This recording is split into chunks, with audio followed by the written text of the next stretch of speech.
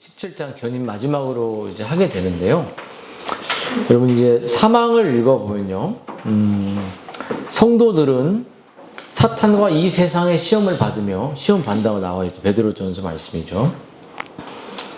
그들 안에 남아있는 죄의 부패의 요소가 깊이 퍼지고 그들을 보존해주는 은혜의 방편을 무시함으로 죄 중에 빠질 수 있다. 이렇게 나와 있죠. 그렇죠. 그래서 이제 상실한 마음대로 그들을 이제 둔다는 거죠. 그러니까 은혜의 방편을 여러분 이제 이 외민 견인을 이제 사망을 다루면서 신자가 어떻게 죄에 빠지고 또 어떻게 우상에 빠지고 또 그런 죄에 빠진 상태에서 신자가 어떻게 종교 생활을 하고 또 죄 가운데 있는 신자를 보며 성도들은 하나님은 어떠한 모습을 어떠한 태도로 우리를 보시는가에 대한 이야기로 좀 내용을 살펴보려고 합니다. 여러분 신자가 죄에 빠지는 이유는 먼저는 사탄과 이 세상의 유혹이 아주 강력하기 때문이에요. 사탄. 오늘 본문에 그 베드로가 말했는데 우리를 우는 사자처럼 우리를 정말 물어뜯으려고 해서 우리 안에 있는 그 작은 평강까지도 없애버리려고 하죠. 그러니까 인본주의적 생각을 가득하게 만드는 거예요. 여러분 오늘 예를 들어서 이제 마귀의 시험을 받은 거듭난 신자가 마귀의 시험 받은 다윗 같은 사람들은 간음을 줬고 살인까지 저질렀죠. 그 자기의 부하의 장군을 아내를 겁탈했고 또 그것을 은폐하기 위해 그 장군을 죽였습니다. 살인죄죠. 베드로는 자기의 경험 속에서 정말 오늘 근신하라, 깨어라 이렇게 말했어요. 자기가 경험을 해보니까 근신하고 깨어있지 않으면 마귀가 두루 돌아다니면서 근신하고 은혜의 방편에서 멀리 있는 사람을 아주 쉽게 넘어뜨린다는 거예요. 그렇지 않습니까? 할 때? 그래서 그런 사람들을 찾아와서 마귀가 세상을 집착하게 하고 또 내 안에 있는 가치 있는 것에 집착하게 해서 진짜 하나님을 바라보지 못하게 만든다는 거예요. 그때 우리가 하는 하나님의 그 견인이 없다면 우리는 정말 이 땅의 삶을 거의 불신자처럼 살아갈 수밖에 없다는 거죠. 그래서 여러분 신자는 이 세상의 유혹에 빠질 수 있는데 신자는 우리가 알아야 될 게 뭐냐면 이 세상의 마귀가 우리를 유혹하는 이 세상의 실체를 알아야 됩니다. 실체. 이 세상의 실체가 뭐냐. 하나님이 이 세상을 사랑하사 이게 세상이 좋은 세상을 사랑한 건 아니잖아요. 아주 예수님 못 박은 세상. 우리를 정말 하나님의 영원한 나라를 보지 못하는 세상이죠. 그래서 여러분들이 이 세상의 실체를 아는 것과 동시에 하나님도 우리를 견인해 가시고 우리도 우리의 삶이 온전하게 성화의 삶을 살아가기 위해서 하나님 우리에게 세 가지의 방편을 주셨어요. 그게 뭐죠? 은혜의 방편은 말씀이죠. 말씀. 적어도 저는 여러분 저 보세요. 저는 이제 이게 여러분들에게 불편하게 느낄 수도 있어요. 여러분들과 저하고 뭐 5년을 지냈든 10년을 지냈든 15년을 지냈든 목회자가 꼭 해야 될 건 뭐냐면 영적인 상태를 묻는 거예요. 저하고 영적 교제가 없는 분들은 아직 제가 구원받았다고 생각하지 않습니다. 미안하지만. 여러분의 아내와하고 남편과 대화할 때 영적 대화가 안 되면 그 사람을 신자로 생각한다면, 전제한다면 그냥 장로교회 똑같은 거예요. 신자로 생각한다면 여러분 그 사람과 구원의 대화를 할 수 없어요. 근데 신자라고 내가 생각하기 전에 생명의 우리가 그리스도의 연합이 됐다면 그 생명은 드러나게 되고 우리의 삶의 등불이 위로 뻗쳐 있지 아래로 숨어 있지 않거든요. 그리스도의 삶은 밖으로 드러날 수밖에 없어요. 생명은. 근데 생명을 나누려고 하는데 거부해. 그 사람은 신자라고 말할 수 없습니다. 그리고 그 생명은 자녀들과 나눌 수밖에 없어요. 이게 불편하다면, 이거를 만약에 제가 불편해서 피하고 그냥 넘어가면 다 신자로 생각하고 설교해야 돼요. 한번 물어보십시오. 가족이기 때문에 영적인 빛이 아예 없는데 있는 것이라고 착각한 거 아닌가요?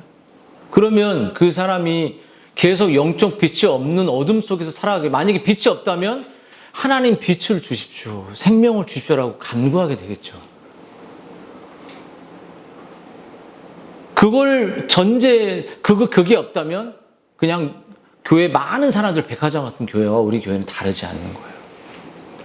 그렇죠? 아까 내가 희연자매하고도 그런 인본주의적 얘기가 나오면 계속 부부끼리 대화를 해서 생명의 은혜가 있는지 없는지를 돌아보는 일을 하지 않는다면 한 사람 생명이 없는 거예요. 어떻게 이게 가능하겠습니까? 너희들 주일학교 아이들 잘 들어. 아빠하고 영적 대화, 엄마와 영적 대화가 없다. 둘 중에 한 명. 그러면 한 사람은 생명이 거의 안 보이는 거예요. 엄마가 기도해 주니? 아빠가 기도해 주니? 되게 중요한 문제죠. 되게 아주 우리가 이 본문을, 마귀가 그렇게 우리를 저 밑바닥같이 떨어뜨리려는 이 상황 속에서 여러분, 우리의 가정의 영적 실체를 알아야지 그 아내에게, 남편에게, 아이들에게 복음의 그 생명을 알려주고 나눌 수가 있는 거예요. 여러분 물어봅시다. 생명은 드러납니까? 드러나지 않습니까? 드러납니까? 안 드러납니까? 드러나요. 분명히 드러납니다. 빛이 드러나요. 빛이 드러나게 돼 있어요. 근데 안 드러난다. 그건 기질이 아니라 내 안에 종교성만 있는 거예요. 그 상태로 가면 지옥에 가게 됩니다. 너무 무겁나요? 우리 아이들의 생명이 안 드러나면 생명을 주시기를 기도하는 거예요. 같이 오래 참으면서 그 생명이 나타내도록 은혜의 방편을 쓰는 거죠. 그렇죠? 그래서 여러분, 말씀, 기도, 이 성례라는 하나님의 성찬을 떼고 이 은혜의 방편이 성례는 늘 하진 않지만 말씀은 여러분이 주일학교 매일 보내는 이 말씀을 여러분이 읽지 않는다면 여러분 마귀의 우는 사자처럼 여러분을 세상에 집착하게 만드는 거예요. 그렇죠? 그래서 여러분의 삶에서 예배는 우리의 정체성인데 예배를 타협한다. 주일에 여러분의 어떠한 뭔가든지 일상을 본다. 그거는 예배를 버린 거예요. 누가 이해합니까? 저는 이해하죠. 하나님 절대 이해 못해요. 여러분이 아프거나 교통사고를 났거나 여러 가지 할 수 있죠. 그런 부분들은 우리가 할 수 있지만 막 주일날 꼭 회사를 가야 되는 법적인 거라면 할 수 있어요. 최대한 바꾸려고 노력해야겠지만 근데 예배는 우리의 목숨 걸고 우리가 지켜야 되는 영역이죠. 그럼 여러분 보겠습니다. 세상의 실체 속에서 마귀가 우리를 우겨쌈을 당하여 공격을 하고 마귀는 뭘 가지고 우리를 공격하냐면 세상을 통해서 우리를 공격합니다. 우리를 삼켜버려요. 첫 번째, 육신의 정욕으로 우리를 삼켜버립니다.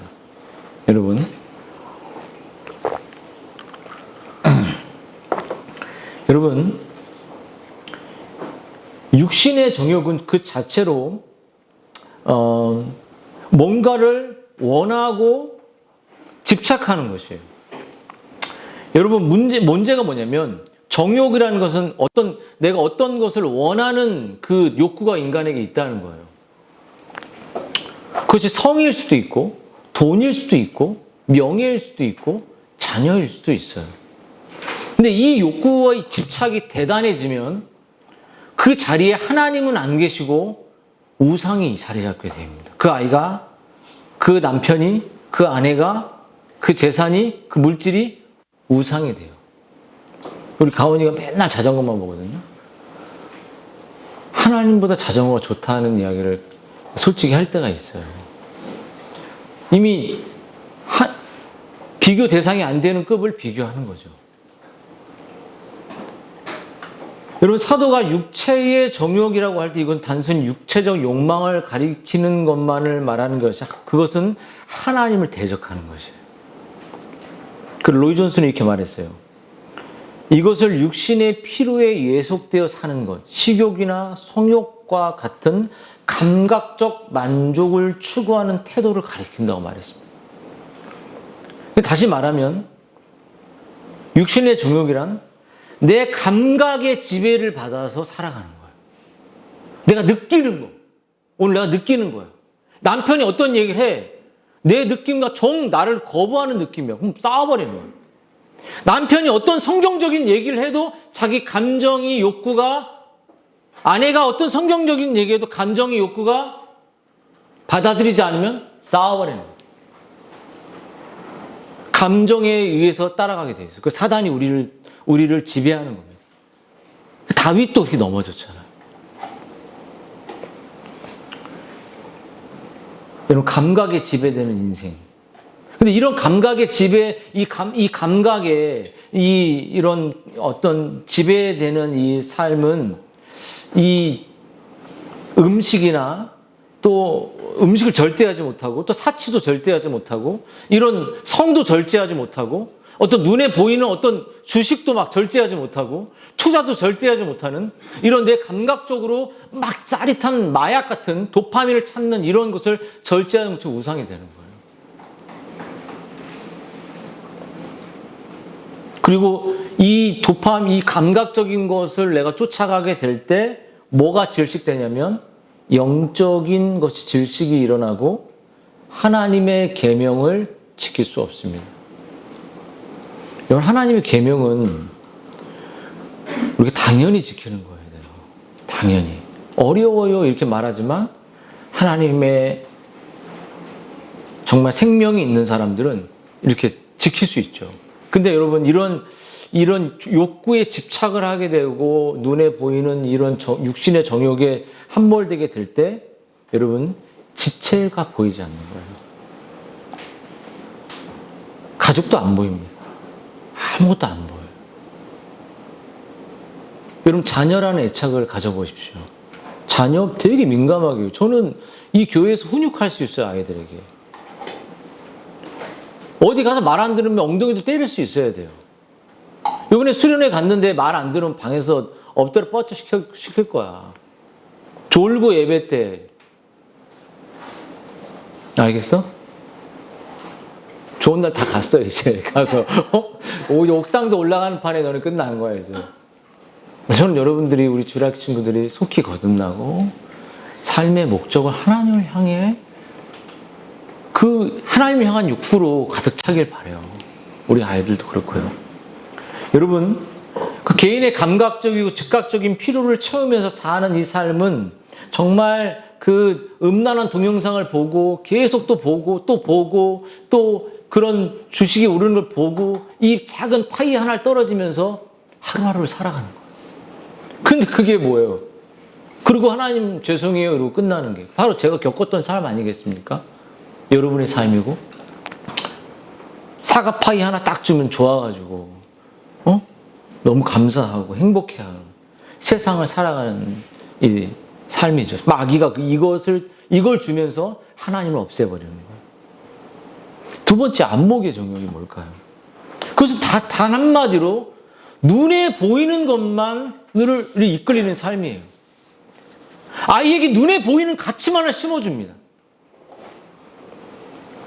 다윗도 여자가 막 목욕하는 걸 봤어요. 원래 그런 마음이 없다가 눈에 보는 거 보니까 이게 범죄를 하고 싶은 거예요. 그래서 가온이가 문을 닫아, 맨날. 그럼 문을 열어야 돼. 혼자 뭐 이상한, 닫으면 안 돼. 항상 아빠가 보는 앞에서 널 보호해 주는 거예요. 응? 항상 부모는 지켜주는 거예요. 그렇죠? 여러분, 욥도 이렇게 말했으면 내가 내 눈과 약속하였나니 어찌 처녀에게 주목하랴. 세속 현자 천로육정이라는 견물생심은 지혜로운 통찰이라고도 이렇게 말을 하죠. 여러분, 눈에 보고도 뭔가를 탐하면 거의 가늠했다 이렇게 말하잖아요. 그래서 여러분, 보는 것이 우리의 마음을 빼앗아가고 우리로 하여금 불행하다고 느끼게 만드는 것을 저걸 소유하면 내가 행복해지겠다. 저 집에 살면 행복해지겠다. 저 한강이 쫙 보이는 아파트에 살면 행복하겠다. 이런 차를 타면 행복해지겠다. 응? 가희야. 그렇지. 넌 뭘 하면 행복해지겠니? 응? 여러분 눈에 보이는 것을 소유하고 소유하지 않는 것이 승민이가 왜 그런 생각했는지 모르지만 노후에 편안하게 살면 행복해져. 하나님 없으면 불행한 거야. 응? 그것을 소유해서 행복하고 소유하지 않아서 행복하지. 우리 그리스도인은 그렇게 결정지을 수 없다는 거예요. 편안할 뿐이지 몸이. 몇십 년 사는 몸이.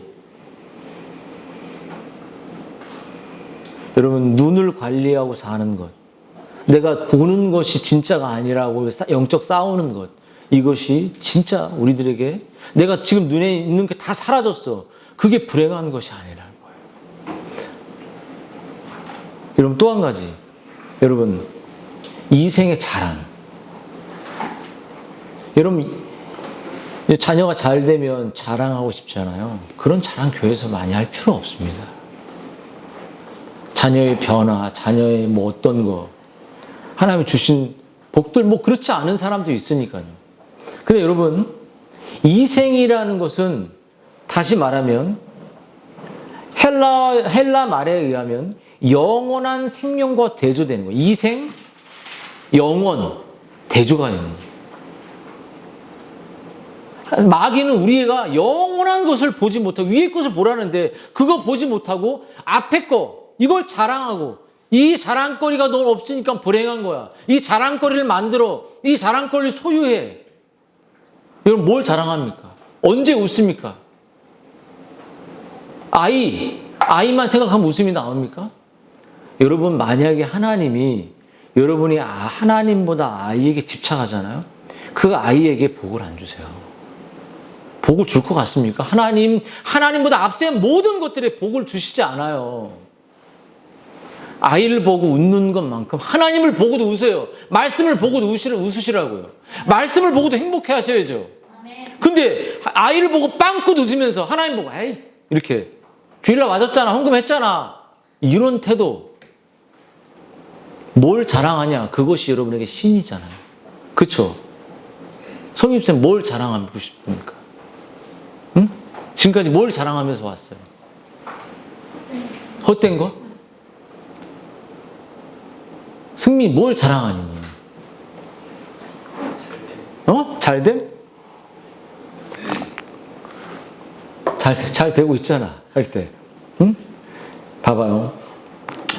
여러분 우리는 모두 어떤 학력, 어떤 차, 어떤 교양, 어떤 가족 문화, 가문 이런 명성들 이런 걸 자랑하는 시대 속에 우리는 살아가죠. 여러분 진리의 말씀을 듣게 되면 우리가 하나님이 어떤 분인지를 알고 내 자신의 비교 대상이 학력이나 학벌에 있지 아니하고 하나님에게 있다는 사실의 신비를 내가 정말 믿고 깨달고 거기에 자부심을 얻게 되면 더 이상 이 자랑거리에 우리가 빨려 들어가지 않아요. 마귀의 계책을 파악해버립니다. 여기 마귀 집단이구나 지금. 세상 자랑하고 있구나. 하나님 없이 세상 명예 대학 자랑하고 있구나. 그게 아니라 하나님을 자랑하고 우리 주일학교 애들 중에 나 오늘 뭐 아빠가 뭐 사줬어 엄마 이런 거는 안 사준 애도 있기 때문에 그런 거 자랑할 필요도 없어. 대학 갔어? 못 간 애들도 있잖아요. 그러면 힘든 거잖아. 자녀를 낳았어. 못난 사람들이 불행하잖아. 자랑은 다 파멸돼. 하나님을 자랑해봐요. 거기에 거기 고통이 어디에 있습니까? 뭘 자랑하냐? 그것이 나에게 우상이라는 거예요. 하나님 우상으로 가득 차야죠. 그렇죠? 그래서 여러분 여러분이 이 진리를 깨닫기 위해서 공적 예배를 소홀히 하면 안 돼요. 공적 예배뿐만 아니라 교회에서 매일 보내는 이 말씀을 무조건 읽어야 돼요. 무조건. 여러분의 영혼과 가족을 위해서 읽어야 돼요. 그리고 기도해야 되죠. 여러분, 예배소서 4장 27절에 마귀로 틈을 타지 못하게 하라. 엄청, 정은율, 마귀 얘기 많이 하잖아, 너. 기도해, 안 해? 마귀가 막 너 틈 타서 막 그냥, 여러분, 우리가 이 사망을 쭉 보면서 기억해야 될 것은 다윗이나 베드로의 이야기를 우리가 기억해야 돼요. 여러분, 다윗의 이야기를 볼까요? 다윗이 죄를 짓고 나단이 오기 전까지 그는 죄를 은폐했습니다. 그렇죠. 나단이 그의 죄를 드러내고 나단이 죄를 드러내서 돌이키게 하기 전까지 그는 종교 생활을 계속했습니다. 그는 우상에 빠져 있었어요. 눈에 보이는 전략과 군사를 자랑했고 힘을 자랑했고 부를 자랑했고 여자들을 그런 것들을 탐했죠. 하나님이 주신 모든 것들을 감사하지 않았습니다. 아마 적어도 10개월 이상 진짜 자신의 죄를 나단이 네가 그 죄인이다라고 지적하기 전까지 그는 그 기간 동안 성막에서 여전히 예배했습니다. 여전히 기도했습니다. 여전히. 근데 중요한 것은 그러한 삶에 느껴지는 것은 뭐냐면 종교의 피상성이었어요. 언제까지 피상적으로 살아갈 거냐고요. 여러분, 제가 언젠간 여러분의 삶에서 다가가서, 저 목자잖아요. 그러면 이 일을 해야 돼요. 여러분이 영혼을 안전하냐고 물을 수 있어요, 제가. 그때 너 저를 무서워하시면 안 돼요. 제가 두 눈을 마주 대하고 여러분의 생명이 있습니까? 물을 거예요. 그때 저를 도망가면. 그게 마귀가 여러분을 그래서 교회를 떠날 수도 있지 않겠습니까? 교회는 이런 질문을 안 하잖아요. 다 구원받았으니까. 그래서 교회 안에 사교 모임처럼 뭐 자녀가 어디 대학 나왔어, 뭐 했어, 변호사야, 뭐 했어, 뭐 이런 얘기만 하고 영적인 그리스도의 연합에 생명은 하나도 없는 거예요. 그러니까 우리 감정의 드라마 같은 느낌만 주는 거지 진짜 복음의 진리로 인한 그 영혼의 성령의 역사로 풍성함이 우리에게 없잖아요. 시온아, 엄마하고 영적 얘기를 해야 돼. 가훈이도, 우리 가희도 엄마하고 영적 얘기를. 은일이 엄마가 낙심하고 있으면 하나님 믿냐고 소리쳐버려야 돼. 여러분, 피상적인 삶을 다윗이 살았던 거예요. 그래서 다윗이 시편 32편이거든요. 내가 죄를 토설하지 아니할 때 종일 신음함으로 내 뼈가 쇠했다. 그러니까 그냥 곤고한 삶을 영적 힘이 없는 무기력함 속에 이생의 자랑거리도 없고 안목의 즐거움도 없이 얻지도 못한 자기 비교 대상이 하나님이 아니라 이 세상에서만 있기 때문에 비참해지는 거예요. 그거라도 있어야지. 없잖아. 하나님이 왜 손들이채 뺏어갔겠어? 우상은 다 뺏어가 버려요. 만약에 자녀가 우상이다. 여러분 자녀가 가지고 있는 그 결과물을 여러분 우상으로 여긴다면 그 결과물을 다 뺏어버릴 겁니다. 왜? 우상 뺏어야지 그 자리에서 뼈저리게 깨닫고 하나님께 돌아오지. 정신 차리라고. 그러니까요. 자녀가 잘 되게 하려면 여러분이 자녀라는 우상, 물질이라는 우상, 눈에 보이는 이생이라는 우상을 하나님보다 앞세우면 안 돼. 끝이에요, 끝. 자녀를 망치는 길이야, 그거는. 전 아이들에게 늘 말해요. 좋은 대학 갈 필요 없다. 네가 살아갈 수 있는 길을 택하고 좋은 데 가라 그랬나? 그래서 공부하면 갈 수 있겠지. 너 청소는 안 돼. 안 될 것 같아.